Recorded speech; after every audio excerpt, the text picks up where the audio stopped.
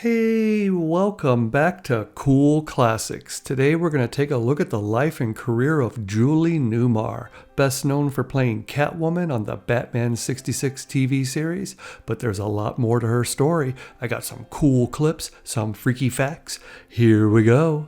She was born Julia Shalane Newmar, August 16th, 1933, in Los Angeles, California. She had two younger brothers, Peter and John, which made her the oldest child. Her father, Don Newmar, was a professional football player for the NFL team, the Los Angeles Buccaneers, in the 1920s. After that, he went in to be head of the physical education department at the Los Angeles City College. Then, he became an NFL coach. Her mother, Helene, was of Swedish and French descent, and was also a very famous fashion designer with her own brand called Shalane, which is what she gave Julie as a middle name. The Shalane brand was worn by a lot of the movie starlets of the time, such as Jean Harlow and Barbara Stanwyck. And you know who else can be seen in a lot of pictures wearing Shalane clothing? Zazu Pitts, and she's pretty cool. Now, Julie and her siblings grew up in a very affluent area, and so they were exposed to and got to be involved in a lot of things that other children of their age and just people in general were never going to experience in their lifetime. And so their parents made sure from a very early age that the children understood this. So whenever one of the children was to receive like music lessons, dance lessons, or be enrolled in a very prestigious, nice school, they made sure that the children understood this isn't how it is for everyone, and you really should feel honored about this. Julie said that the message really was conveyed to the children, and that when she was able to go to Europe on a vacation as a teenager, and there's video of it right here, she understood how privileged she was, to the point where it made the trip even more enjoyable because it felt like you were experiencing something that other people were dreaming of. So you weren't taking anything for granted. It was a great way to stay humble, and she said she thanks her parents for instilling that in all the children. Julie excelled at everything she was involved in, including things that were out of her control, such as her height. She grew at a faster rate than all the other girls in her age groups. She was in the highest percentile on all the charts when they took her in for doctor visits, and this became an advantage for her. Coupled with her natural athleticism that she most likely inherited from her father, Julie was able to pick up on pretty much any physical activity rather quickly, which started as somersaults and cartwheels in the backyard, and then advanced into dance and swimming. Starting with piano lessons at the age of 5, by the end of the first year, Julie could already read and play music. Then at age 6, she started dance lessons, but by 7, she was in ballet and in her first play, which was a performance of Alice in Wonderland held at a local department store. And playing Alice, she was to step through a mirror, which was really just a large picture frame up on the stage. And as she walked through, the sides of her dress caused the frame to fall over and crash. This startled the audience, but it didn't bother her in the least.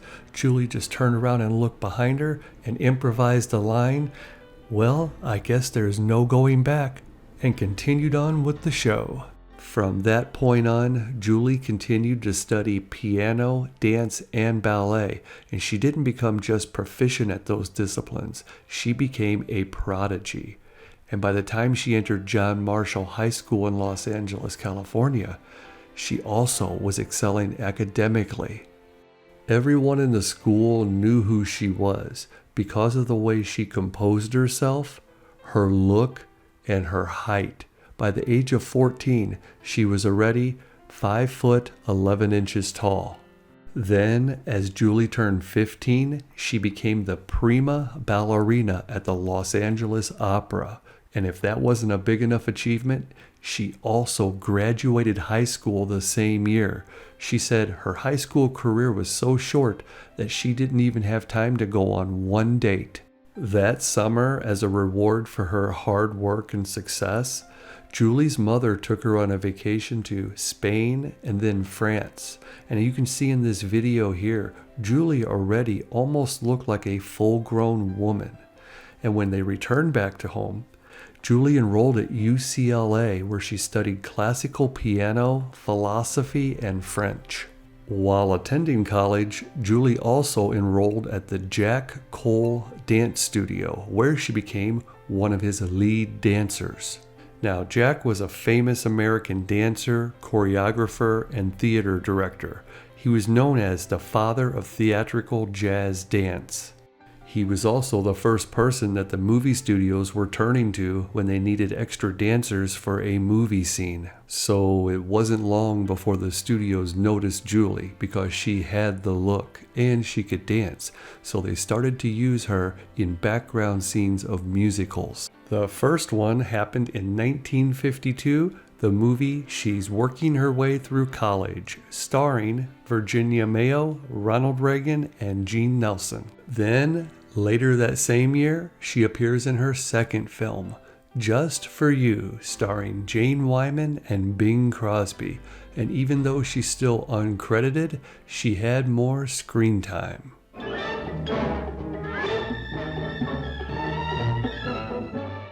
After this experience, Julie was so excited that she went home and told her parents that she wants to drop out of college and do this full time. Her father tells her that this sounds like a bad idea. Basing your entire future around your physical ability to dance is not a long-term play. What happens when you can't dance anymore? You need something to fall back on. I say stay and get the college degree. Her mother says, "Wow, this sounds very exciting." And Julie herself said, "I'm going for it." And that's what she did. So in 1953, she started to appear in more movies, and quickly Universal Studios realized her talent. They hired Julie at the young age of 20 to teach their up-and-coming actresses their dance routines for the movies, and her first student was Anita Ekberg. Then, that same year, they put her in 6 more movies, making it a total of 8 films in 1953 alone. But this time, she was choreographing her own dance routines, which meant she was more prominent and featured right up front. Here's one called The Bandwagon, starring Fred Astaire and Sid Charisse.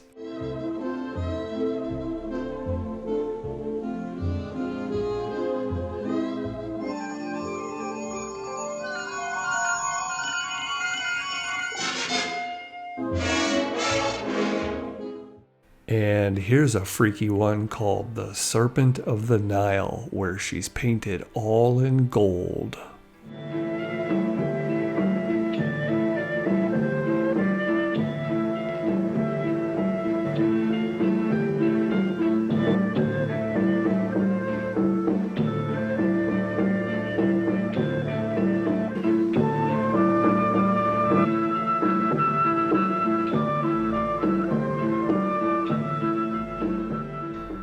Now, something else that happened that same year. Julie met American novelist Louis L'Amour, and although he was 45 years old at the time, she thought he was wonderful, and he fell head over heels for her.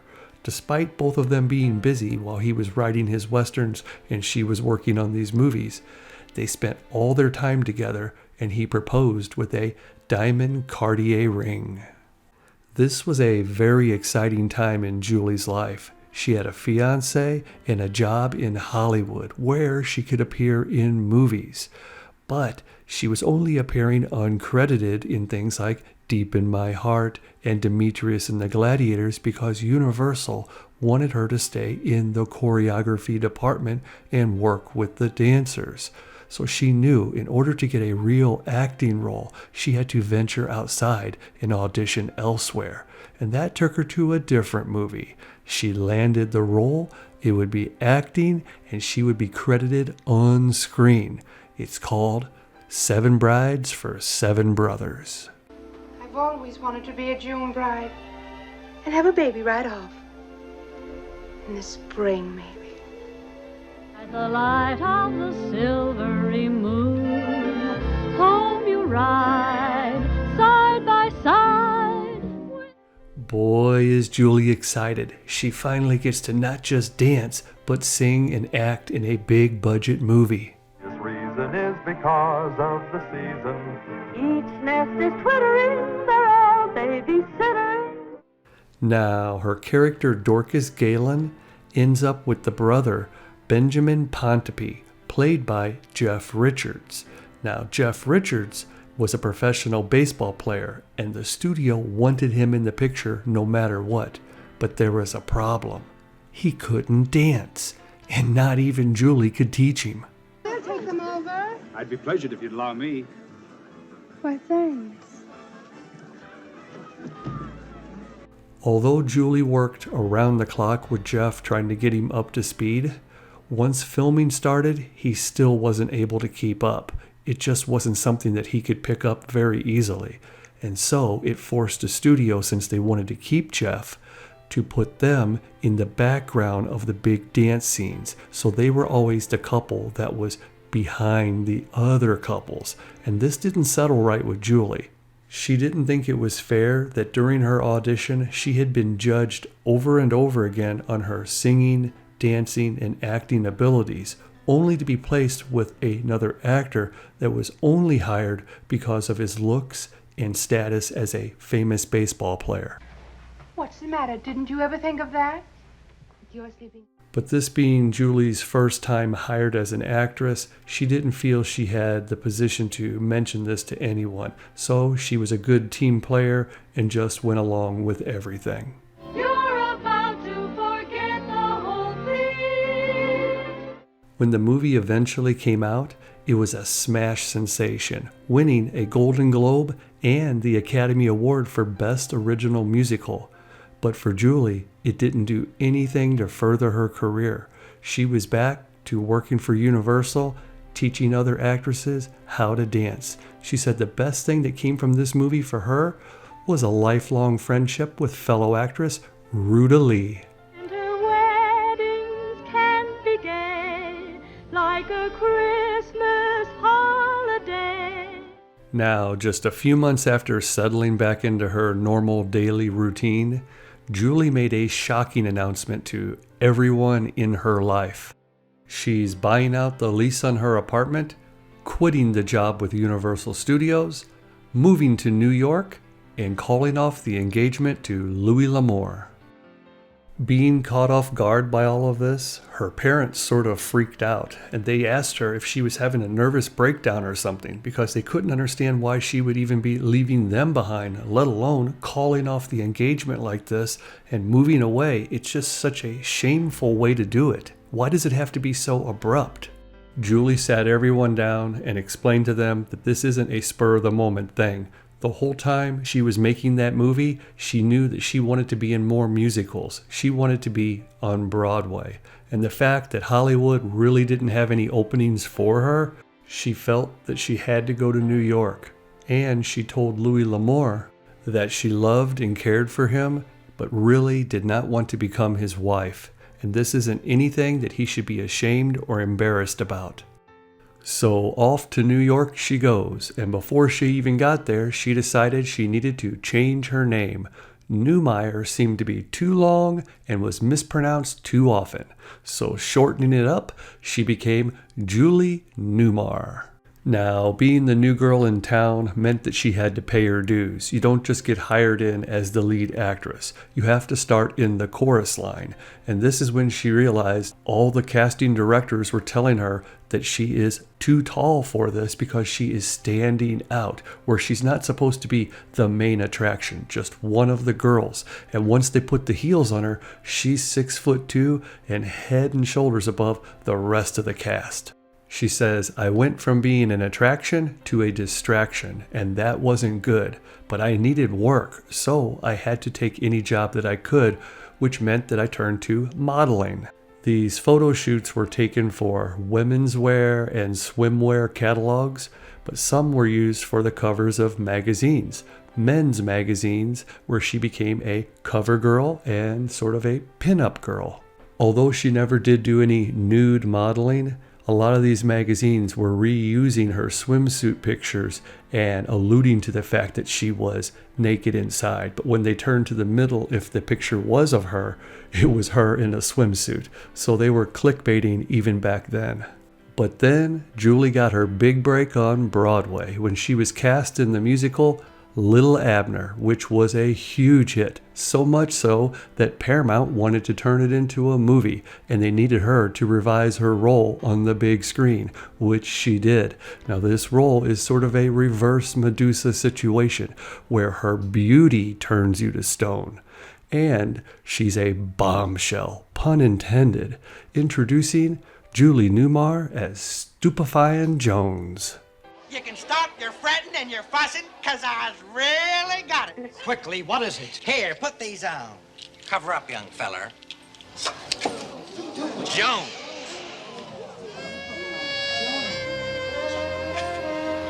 What does it do? Here, I'll demonstrate. Hey, Itchy McRabbit. Yeah? Come on over here. 3, 2, blast off. Stupefied. Now, this is when a lot of stuff started happening for Julie. All of a sudden, she was back on the radar of all the Hollywood producers. She was getting offers for parts in movies, and she was more popular than ever on Broadway. It's a good thing that Julie had been studying at the Lee Strasberg School for Acting, world famous, and one of her classmates was Tina Louise. And Tina also had a part in the Lil Abner Broadway production. And Tina later went on to be Ginger on Gilligan's Island. Oh, it's you. That Ginger is... Next, Julie ends up in the Broadway production of The Marriage Go-Round, starring Charles Boyer and Claudette Colbert. Now, Julie plays the house guest that is seducing the husband. And let's just say she wowed the audience and critics alike because she won the Tony Award that year for Best Supporting Actress. Things were really happening now. After that, Julie stars alongside Tommy Noonan and Peter Marshall in the 1959 comedy movie The Rookie. Julie's character is a movie star who, along with her agent, devised this scheme to get more publicity by having both of these soldiers fall in love with her at the same time. You asked me to marry you, and I said yes. Oh, don't you remember? I remember I wanted to ask you. You did. If you don't remember, it couldn't have meant very much. Well, it's just that I... Feel the same way? Oh, yeah, I do. No, leave everything to me. I'll be on. I love you. And I love you. That was beautiful. I never saw that side before. Except that last I love you. That was a little corny. How dare you? I'd like to see Betty Davis do it any better. Now, the next year when they bring The Marriage Go-Round to the big screen, of course they have Julie back, this time starring with Susan Hayward and James Mason. Katrin, I think it's about time we had a girl-to-girl talk. Did someone do something to annoy you?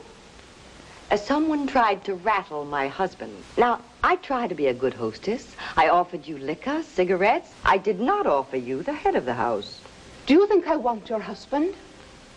Yes, I do. Let me put it this way. I don't want him for keeps. You're very sick in the head. I feel fine. Mr. Davil is a great genius, and I intend to become the mother of a perfect child. Katrin, in this country, we're very straight-laced about marriage. Do I make myself clear? I'm younger, prettier, stronger, bigger, and more intelligent than you.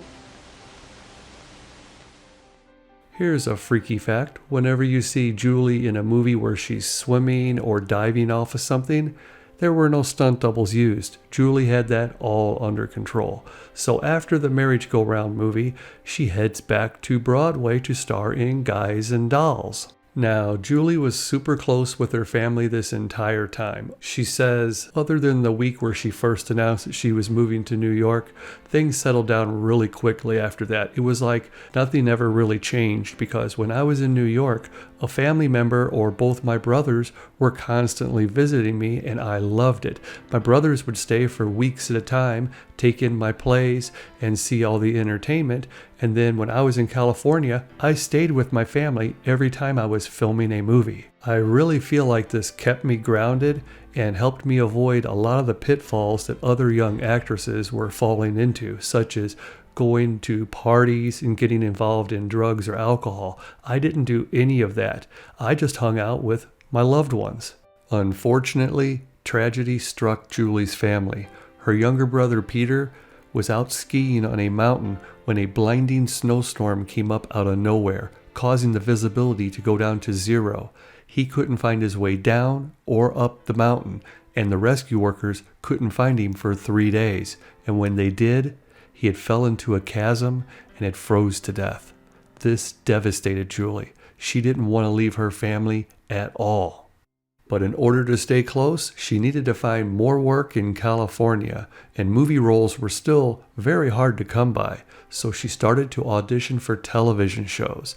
Now, TV in the 60s was just about to hit the big boom, and she was at ground zero. Here's her first appearance in 1960 on a television show called Adventures in Paradise. Come to the party, chum. It's time you were thinking of Captain Adam Troy. Right now, I'm only interested in what's happening to those people out there. Better get off this island before they kill you. Switching sides? I wouldn't mind being partners with you, Adam. And her second TV appearance was the next year, 1961, on the Defenders TV series, Season 1, Episode 15, Gideon's Follies. I'd be happy as a clam to help that girl in any which way, a man of your age has a lot to live for. You know what I mean? Pango, pango. A figure like this doesn't grow on trees. I mean, if you want to have it, you've got to earn it. That's my motto. Go to Marilyn Monroe. Yes? You know what you'll find those girls doing? No, what? Working out. I'd like to ask you about Parma Gideon. She's in pretty good shape. Is she in good enough shape to carry Gideon's body down a flight of stairs? It would take a pretty powerful woman to carry a dead body downstairs and prop it up in a I closet. don't know about that. He only weighed 129 strips. Well, if you want to have it, you gotta earn it. And that's what she was doing. In 1962, she made her third and fourth appearances on television on the TV show Route 66, where she plays Vicki Russell.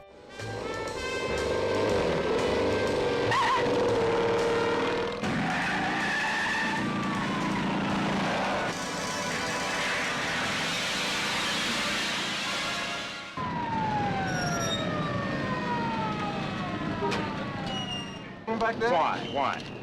Why what? Well, you knew we'd catch you. I feel sorry for you. For me? You look so bored.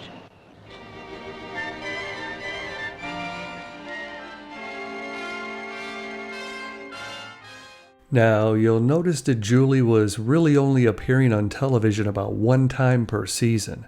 The rest of the time she spent in plays, but these were West Coast productions that toured up and down the coastline, so she was able to stay with the family and use it as a home base. This allowed Julie to keep her acting skills sharp and make enough money that she didn't need to try out for any old role on television. She was more picking and choosing the things that she went out for.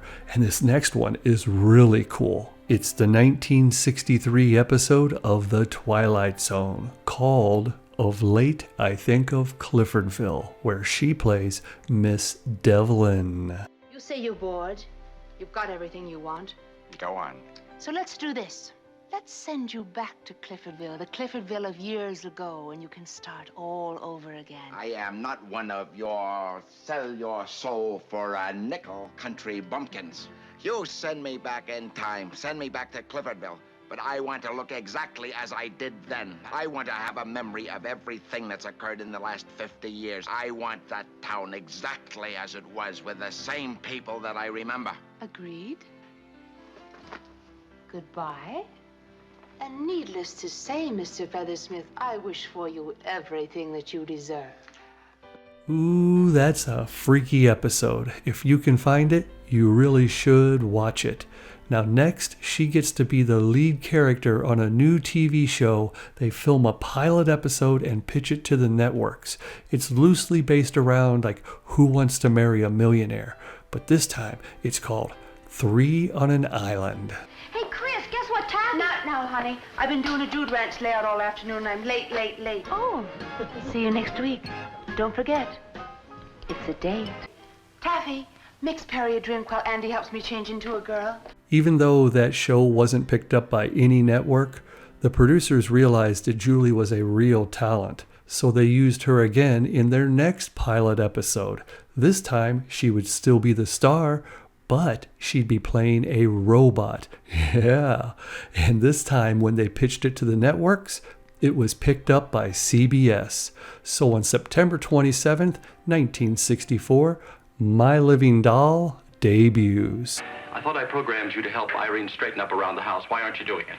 I have vertigo. Now, you know that's ridiculous. You don't have vertigo. Now, stand up. Now, get this through your computers. You are not dizzy. You're a robot, and a robot can't feel dizzy. You can't feel anything. I can't explain myself, I'm afraid, sir. Because I'm not myself, you see, said the caterpillar. The caterpillar? Alice in Wonderland? Now, how did this get in here? The little girl next door brought it over and asked me to read it to her. Well, nobody will ever believe it. A robot with a computer full of Alice in Wonderland. And there you have your second connection between Alice in Wonderland and Julie Newmar, with one more yet to come. Now, the show debuted on Sunday nights head-to-head against Bonanza, and although it did great in the ratings for the first 2 months, eventually it started to fade away. Bonanza was just too popular, so they moved it in December to Wednesday evenings head-to-head against The Virginian and The Patty Duke Show. But it seems that most of the audience didn't move along with it, so ratings continued to drop. And that's when Bob Cummings said that he wanted to leave the show early, end his contract. And the producers told him, don't do that, we're committed to a second season, we're going to find the right time slot. But he was adamant, he wanted out. So they wrote him off the show in episode 21 and continued on. But by episode 26, they figured this was just too much to overcome, so they stopped production. Now, here are some freaky facts about this show. First of all, the entire 26 episode collection is not available anywhere. The original 35mm prints were destroyed in an earthquake, and over time, through the help of collectors, they've been able to track down episodes 1 through 11, but 12 through 26 have never surfaced, and it's been decades. Next freaky fact is the producer Howard Leeds went on to create a similar show in the 80s called Small Wonder. So he went from Rhoda the Robot to Vicky the Robot. And the third freakiest fact of this show is that Julie's catchphrase while playing Rhoda the Robot was, "does not compute," and that had never been used in literature or film up until My Living Doll. Disappointed with how the show ended, Julie decided to head back to New York. Theater had always been good to her, so that's where she was at. She had an apartment, and her brother, who had been going to Harvard, was on break and was by her house one Friday evening with 5 of his friends. He was throwing a party at her house, she said. And so they're all there, and her phone rings. She goes to the other room and starts to talk. It turns out it's the producers for the TV show Batman, which Julie didn't know anything about. And they offered her a role in there, and she says, "I'm not interested. I just got to New York. I'm settled in. Everything's fine here. And I really don't feel like hopping a flight out there to appear." And they go, no, this isn't just a one-off. You will be a reoccurring character that we are creating with you in mind. We've seen you on My Living Doll, and we think you would be the perfect fit. Still not sold on the idea, Julie does the polite thing, tells them that she'll think about it for the weekend, call them back on Monday, and let them know. They say thank you, that's all we're asking for. So she hangs up the phone, walks back in the other room, and there stands her brother and his 5 friends, looking at her all suspicious like. And then her brother says, "Did I just hear you say the word Batman?" She said, yeah, they want me to be on the show, but I told them no. And her brother's jaw dropped. He said, oh my God, Julie, you got to call him back. That's like the coolest thing ever. You got to do this. And all his friends were chanting, Batman, Batman. And she goes, are you guys serious? You really like this show? And they said, yeah, we get together at Harvard and have watch parties. It's like the coolest, craziest show ever. And so she thinks to herself, I have these 6 grown young men in my living room telling me this show is awesome. I think I need to go make that call now. So she goes back in the room, calls the number back. It took about 4 or 5 rings, and then one of the producers answered. She says, I'm going to go ahead and catch a flight. I'll be out there Monday, and we can discuss it in person. And he says, oh, thank you, Julie. This is going to be great. So she grabs a few things and hops on the plane. Now on the flight there, she's going over in her head what the producers told her about this character. She's called Catwoman. Now, up until this point, Catwoman has never appeared on television or the big screen, so there's no way for her to have a visual or any influence of what the character's like. Heck, she didn't even read the comic book, so at this point, she has no clue what she even looks like. What she does know is what they told her. Catwoman is a very feminine-looking figure who has feline tendencies. She's also a cat burglar who is an evil villain. When she arrived in California, they immediately took her into wardrobe, where the seamstresses measured her and were going to form-fit this costume. Now, over the next couple days, they had various stages of this, and Julie really wasn't happy with any of them. At first, they were real baggy. Julie kept telling them, make it tighter. And eventually the producers said, I'm getting a little worried here. The censors might not let this go through. And Julie was like, you did say you wanted to accentuate the female figure, so tighter we go. And then the seamstress leaned in and said, Julie, if we make it any tighter, they'll be able to see your panties. And Julie whispered back, I can solve that problem too.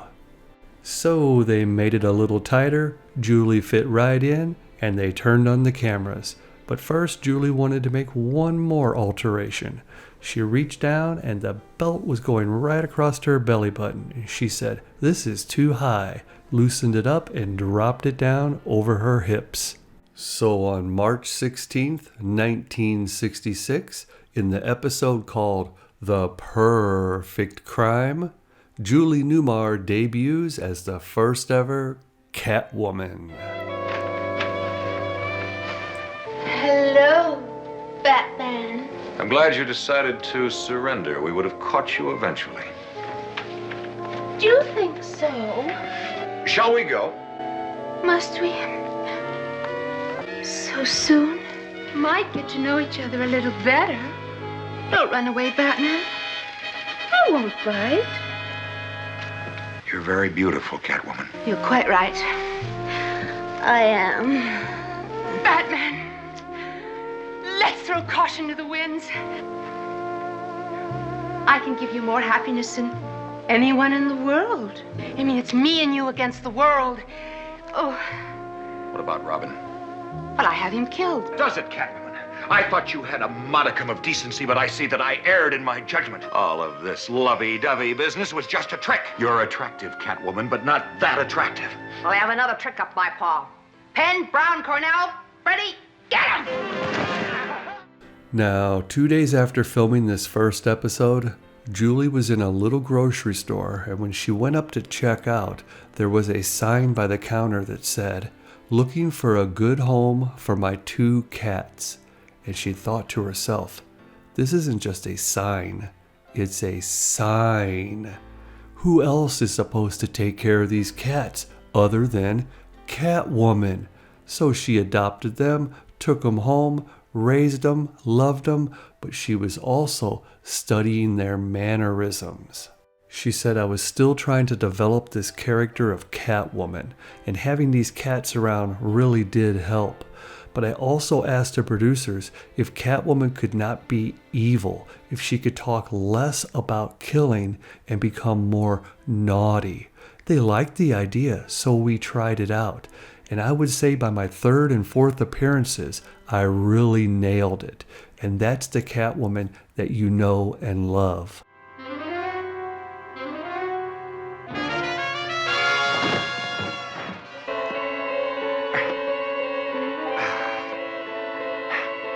are you waiting for? Can't you see how I feel about you, Batman? If you're going to kill me, you might as well get it over with. When I get out of jail, will you take me on a date? We'll have plenty of time to think about that, Catwoman. Several years, I'm afraid. Julie said it was really fun having this sexual chemistry between Catwoman and Batman, with Robin always getting in the way and being annoyed by him. If I were to kiss you, would you think I was a bad girl? No, of course not. Catwoman. Come on, Batman, the police are here. Boy, blunder. Holy mush! Now, at the end of the first season of Batman, Julie was supposed to have enough time off that she could go film a movie. So she went and started production on McKenna's Gold. And while she's on set, she gets a call from the producers of Batman, and they want to make a movie while Batman is still hot. Well, she couldn't break her contract or leave the set, so they had to get a replacement. They brought in Lee Merriweather. Now, I made a video on her too, and in that video there's a lot more freaky facts about Batman. So after both movies, Batman and McKenna's Gold, are released, it's time to start production on season 2 of Batman. So Julie comes right back. She ends up appearing in season 1 and 2, total 13 episodes, but these are the classic Catwoman episodes. Hot enough for you, Batman? It's too bad it had to end now, guys. You will have starred in a new show. Bat on a hot tin roof. Now, at the end of the second season, ratings had started to decline, and they were told they do not have a contract for a third season. So Julie, just like last time, went ahead and started some new projects. In the meantime, the producers were working their butt off to try and get this show picked back up again. And there's some freaky stuff that happened there too. If you want to hear about that, it's in my Yvonne Craig video, who ended up playing Batgirl in the third season. And when it got picked back up, Julie, of course, was too busy and she opted out. And she was replaced by Eartha Kitt, who ended up playing Catwoman.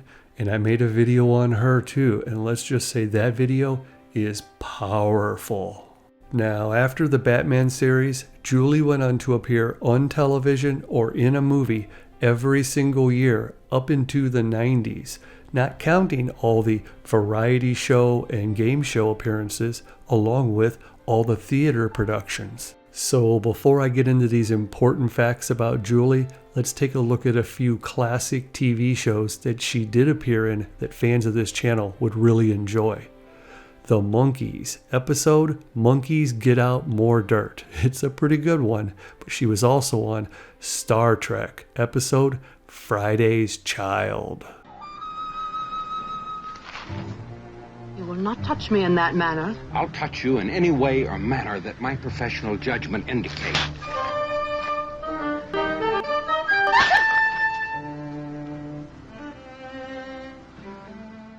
Dang, that's tough.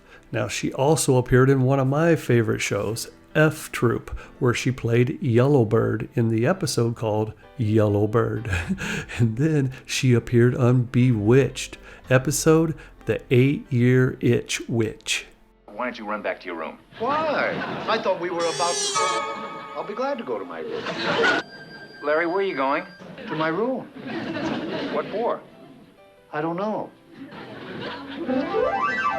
As a matter of fact, I think I'll have that second drink.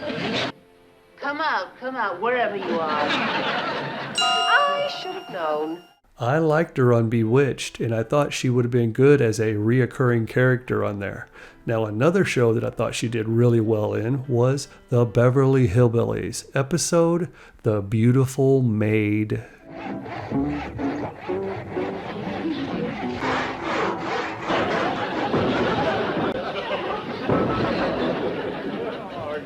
You certainly are strong, Jethro. No stronger than your average mule. Smarter than I am strong. Are you? Let's go for a swim, shall we? Okay. And here she is on Get Smart, episode The Laser Blazer, where she again plays a maid, but this time she's also a secret spy. I'm sorry, but we cannot afford a maid, and that is final. How do you do? I'm Ingrid, your maid. Oh, come right in, Ingrid. We were beginning to get worried about you. Could I help you with your bag, Ingrid? Oh, thank you. I hope you'll be pleased with the way I clean. Oh, I'll take that. Thank you. In the 1970s, she was on every TV show, from Columbo to The Love Boat, from The Bionic Woman to The Monster Squad. And here's another freaky fact for you. She also invented 2 items. One was a brassiere and the other was pantyhose, and both of which had U.S. patents on them in her name. And when she marketed them, they were under the name Newmar. Then, on August 5th, 1977, Julie married J. Holt Smith, a lawyer from Texas, and she moved to Fort Worth to live with him, where on February 25th, 1981, Julie gave birth to her son, John Jewel Smith, and she said at that moment, her life changed forever. She says that her son John was the best gift that she could have ever had. Now, John was born with Down syndrome and a hearing impairment that made certain noises very hard on him. But Julie is the best mother for John. She has dedicated her life to taking care of him. Unfortunately, Julie and her husband did divorce in 1984, so that's when she took John and moved back to California, this time purchasing a house with a giant backyard where she built this beautiful garden for her and John to enjoy the peace and serenity. So as time went on and things were going along smoothly, suddenly the house next door to her changed owners, and the new owner wanted the wall between the 2 yards tore down and a fence put up to match the rest of the lawn. So she went out there and was talking to a construction crew, and they were going to have to come on her side and do work too. And she thought, oh my gosh, this is going to destroy all of my gardening and landscaping. I really don't want this. Can you ask him not to do this? So they went back to the owner, brought up the concerns, and he says, no, I really want that wall gone. I want everything to match. So they came back and told her that they're going to go ahead and start on it the next week. She didn't know what to do, so she went to the city and got an injunction to stop the construction. Now, when this came to the attention of the new owner, he said, I need to meet her and talk to her. And it turns out it was Jim Belushi. Once Jim showed up and seen that it was Julie, and she invited him into the house, took him out into the garden, he met her son John, and she pointed out her concerns. He said, Julie, you can stop right there. I am not taking that wall down. You can leave everything like it is. Don't worry. She was relieved, and the 2 of them actually became really good neighbors and friends. There are pictures online of both of them at each other's houses over the years. And later, when he got a TV show, he invited her on for an episode called The Grumpy Neighbor, making fun of the whole situation. Then, in 1995, a movie comes out starring Wesley Snipes, Patrick Swayze, and John Leguizamo, and it's called To Wong Foo, Thanks for Everything, Julie Newmar. And it's all based around an autographed picture of Julie. And, of course, Julie does appear in the movie. How cool is that?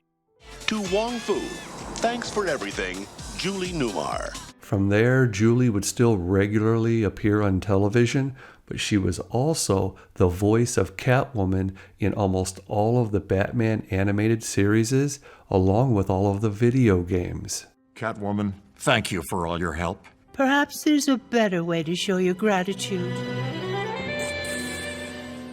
But one of the most important things Julie feels she's done over the decades is have her charitable organization, which helps families with children who have Down syndrome.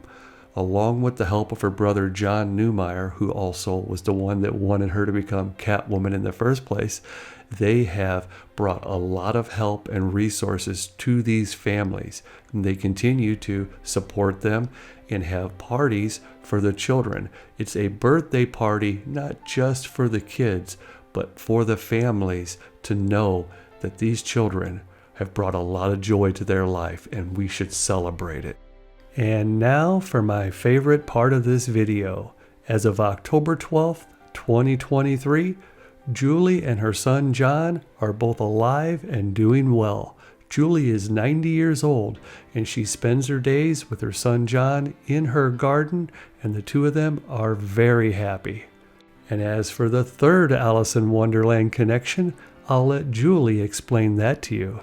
What I've done for John is to create secret gardens. You need surprises. And there have to be animals. I'll show you an illusion that I created. It looks as if you can open the gate, walk in, and it's the Alice in Wonderland gate.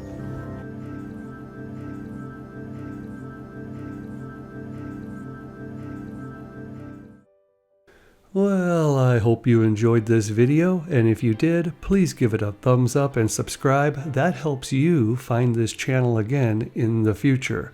I also have made videos on a lot of the Batman 66 cast. Burt Ward, Adam West, Eartha Kitt, Yvonne Craig, Lee Merriweather, and of course Julie Newmar. Cool classics.